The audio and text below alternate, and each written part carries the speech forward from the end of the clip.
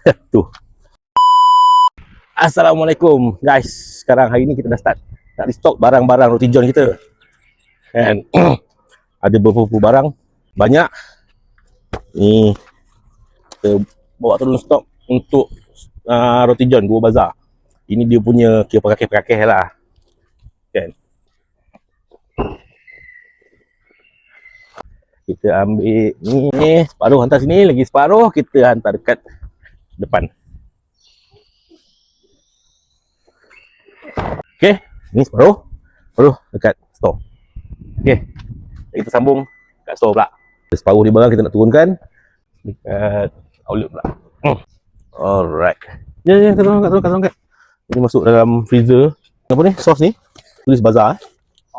Yes, ni barang-barang untuk bazar kita dah ready. Okey, kita dah ready bawa untuk bazar. Kita tak kat dalam. Jom. Kemah pun dah settle. Ini tahun kemah baru. Heavy duty punya kemah. Tebal punya. Borek dah tu. Sebab setiap tahun kita kena beli kemah. Kemah yang biasa kita beli yang sebelum ni ngam-ngam yang sebulan pakai. Habis bazar hancur.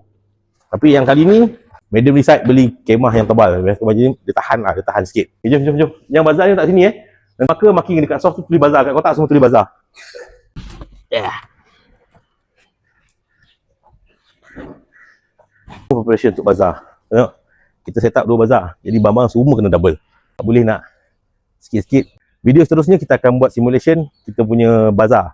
Kita punya layout macam mana, kita punya look macam mana. Okay, stay tune now. Hindu Mak ingat Hatta. Ciao. Restoran Hatta di Bahau.